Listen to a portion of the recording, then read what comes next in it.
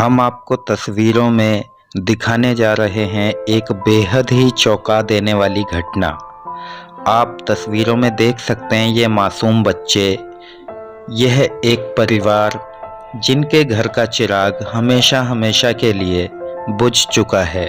बताया जा रहा है एक व्यक्ति जिसका नाम महेंद्र है, वह अपनी पुरानी रंजिश के चलते अपने ही पुराने मित्र अमित को अपने घर में ले जाता है तथा उसकी हथौड़े से वार करके उसकी निर्मम हत्या कर देता है।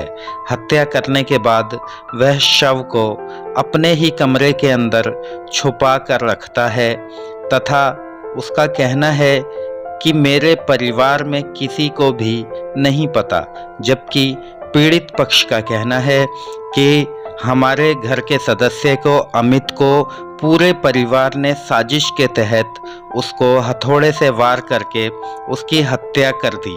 हत्या करने के बाद घर के केवल एक सदस्य ने अपने ऊपर इस घटना का इल्ज़ाम ले लिया।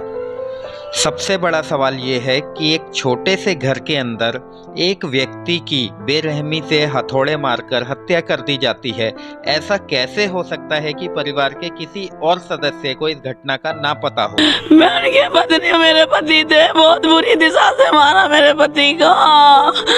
मुझे इंसाफ चाहिए, मेरे बच्चे कहाँ जाएंगे? ये मेरे बच्चों की जिंदगी के लिए कुछ चाहिए मुझे सरकार से अपील करनी है। मुझे अपील है सर, उसे फांसी होनी चाहिए, तीनों भाइयों को फांसी होनी चाहिए सर, और सर उसका घर सील होना चाहिए सर। मुझे मेरे बच्चों का भविष्य के लिए कुछ, मेरे बच्चों का घर प्रशासन से क्या अपील करेंगे?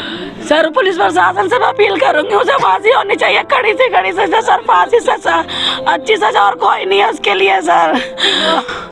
वो खुद कह रहा है मैं 4-5 साल से उसके पीछे लगा हुआ था, और सर उसकी माँ ने उसको खाना भी बना के खिलाया, मेरे पति को खाना भी खिलाया है। पूरी फैमिली को फांसी लगनी चाहिए। जैसे हमारा बच्चा है ना, हम भी चाहते हैं कि वो भी ऐसे जाए। हमारे बच्चों की जिंदगी खराब करी है, मेरी भाभी की, मेरे भाई को कीड़े पड़ गए, मेरे भाई को 6 दिन में अनाथ कर दिया, मेरे बच्चों का अनाथ कर दिया बहुत बुरी तरह। आपको कितने दिन के अंदर खबर मिली? हमें 6 दिन 5 दिन बाद, जब आस पड़ोस को बदबू आने लगी, जब उन्होंने कंप्लीट करी।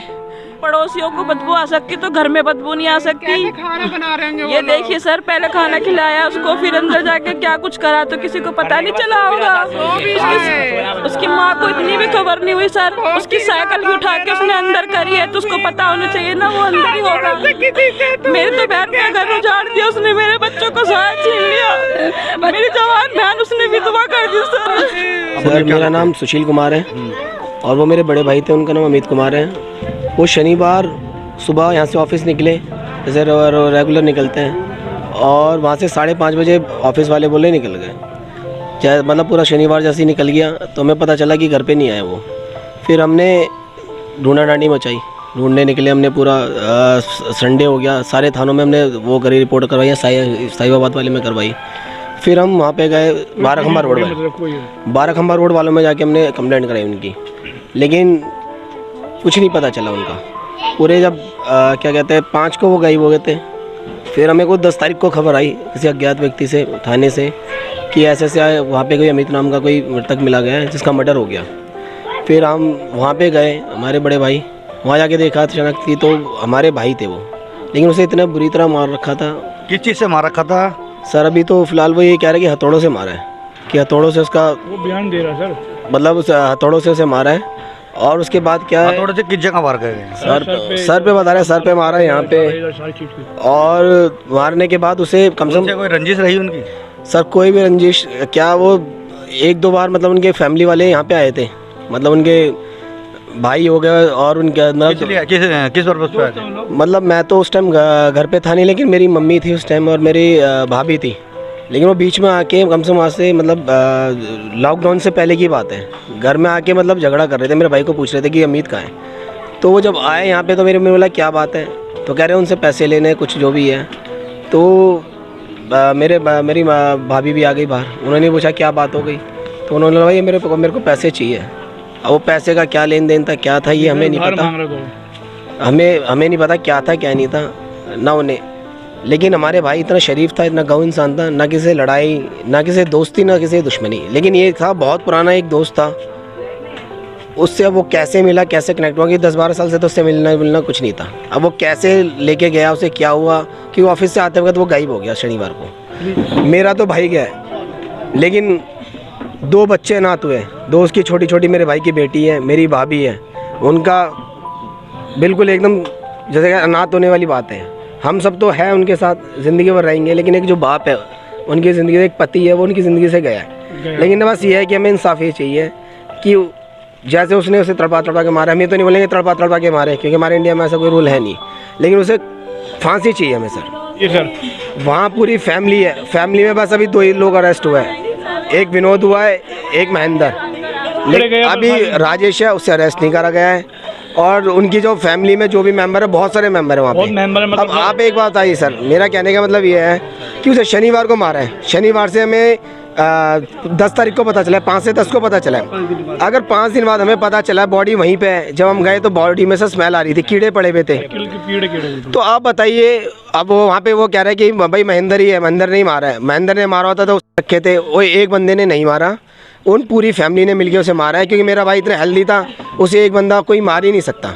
और वो अपने मतलब पूरी फैमिली को बचाने की कोशिश करी जा रही है कि वो कह रहा है कि मैं नहीं मारा है। वो उल्टी सीधे बयान दे रहा है, किसी का भी शादू का पंगा बोल रहा है, कभी कुछ बोल रहा है, वो झूठ बोल रहा है। अभी मैं कल गया था, मुझे कह रहा है 2017 की रंजिश है। आज जब मैं FIR देने गया साहिबाबाद थाने, तो आज मैं कह रहा 2019 में मेरे भाई को मारा है उसने, मेरे भाई की हत्या करी है उसने, इस वजह से मैंने उसे मारा है।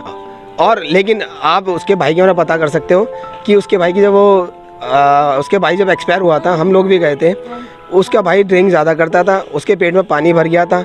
और आप डिटेल पता कर सकते हो, GTV से उसका भाई एक्सपायर हुआ था। और उसके बाद तो हम वहाँ पे 10-15 मिनट के लिए हम गए थे, उसके बाद हमें कुछ नहीं पता। बाकी वो ये है कि फिर दोबारा अपने भाई के मरने के बाद दोबारा आया था, और आके वो और इसकी फैमिली के लोग आके परेशान कर दे। प्लानिंग के चलते उन्होंने वारदात को अंजाम दिया। ये सर पूरी प्लानिंग है, प्लान मर्डर है सर ये।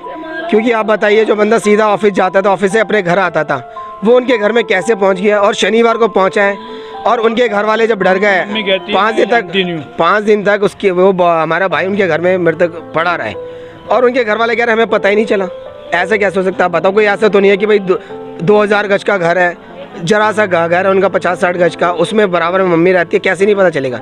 तो सर ये पूरा प्लान है, उनकी पूरी फैमिली मिली पड़ी है। हम चाहते हैं वो पूरी फैमिली अरेस्ट हो और कड़ी से कड़ी सज़ा मिले हमें नहीं। लेकिन कहीं ना कहीं मुझे ऐसा डाउट लग रहा है कि भाई उनकी फैमिलियों को थोड़ा बहुत सपोर्ट मिल रहा है, जहाँ तक है। बाकी अभी हम इस बात को ढंग से बोल नहीं सकते कि हमें पूरा पता नहीं। हम अपना शक जाहिर कर रहे हैं, क्योंकि अभी तक राजेश नहीं उठा, 2 ही भाई उठे। लेकिन बस इस केस में कोई लापरवाही ना हो, कहीं किसी चीज़ का कोई लेन देन ना हो जाए, कहीं पैसा लेके कोई उनके भाई छूट ना जाए, उनकी फैमिली ना छूट जाए, क्योंकि आपको पता कुछ भी हो सकता है। तो बस मैं, क्योंकि वो लड़का जो है महेंद्र, वो कह रहा है कि मैं नहीं कर रहा, लेकिन ऐसे नहीं है, उसे अकेला नहीं, उसे अकेला नहीं मारा। और जैसा हुआ सारा पूरी फैमिली है। 5 दिन से उन्होंने उनका प्लान किया था, जहाँ तक यही होगा कि भाई उसे ठिकाने लगाया जाए, उसकी बॉडी को 5 दिन रखने के बाद वो लगा नहीं पाए। जब स्मेल आनी शुरू हो गई तो उन्होंने बोला वैसी आस पड़ोस में स्मेल पड़ जाएगी, वैसे ही पता चल जाएगा। इस डर से उसकी मम्मी ने पुलिस वालों को फ़ोन करा, और फिर आगे सब लोगों को पता चला, हम लोगों को। बस सर आप लोगों के से कृपा है, इस बात को ज़्यादा से ज़्यादा फैलाएं और पुलिस वालों को बोले कि हमारा सपोर्ट। टोटल कितने आरोपी हैं सर? अभी तो 2 आरोपी पकड़े गए, एक उसका बड़ा भाई है विनोद, और एक महेंद्र है। बाकी इसमें सब लोग ही मिले। महेंद्र उसका छोटा भाई है, और उसका बड़ा भाई राजेश है, उससे बड़ा भाई जो है वो है, क्या उसका नाम, विनोद। बस विनोद और महेंद्र अरेस्ट हुए। बाकी उसकी मम्मी हो गई उनके घर में, और उनके घर में उनकी भाभी, जो भी है सर, पूरी फैमिली है। 15-16 लोग के फैमिली है सर। इतना बड़ा घर है तो नहीं है। तो उनके घर में एक मर्डर हुआ है सर। आप बताओ, उसे मारा होगा तो उसने चिल्लाया नहीं होगा, कुछ नहीं होगा। तो सारे लोग मिले हुए हैं, उन सब लोगों ने ही मिलके मारा है, तो उन सबके बारे में कार्रवाई होनी चाहिए सर। अब हम आपको लेके चलते हैं आरोपी के पिता के पास। आप देखिए वह कितने गर्व से मुस्कुराते हुए कह रहे हैं कि मेरे बेटे महेंद्र ने ही हत्या की है, इस घिनौनी वारदात को अंजाम दिया है। हरिचंद जी, जो आपके मकान में अमित लड़के का डेड बॉडी मिली है, हाँ जी, तो उसका क्या कारण, उसका दोषी, उसकी जानकारी क्या है, उसका दोषी कौन है? उसका दोस्त वो लड़का था महेंद्र। महेंद्र? हाँ, जिसने उसको मार दिया। जिसने उसको मार, का नाम महेंद्र था। वो आपका क्या लगता है? महेंद्र? हाँ, मेरा बेटा है। अच्छा, आपका बेटा है। आप इस घर में रहते हैं, आप ड्यूटी जाते हैं या घर में ही रहते हैं? मैं तो घर में रहता हूँ, मेरा ये सब टूटा पड़ा है ये। तो आपको जरा भी कितने दिन बाद पता लगा? हाँ जी, आपको कितने दिनों बाद पता चला? 3-4 दिन बाद।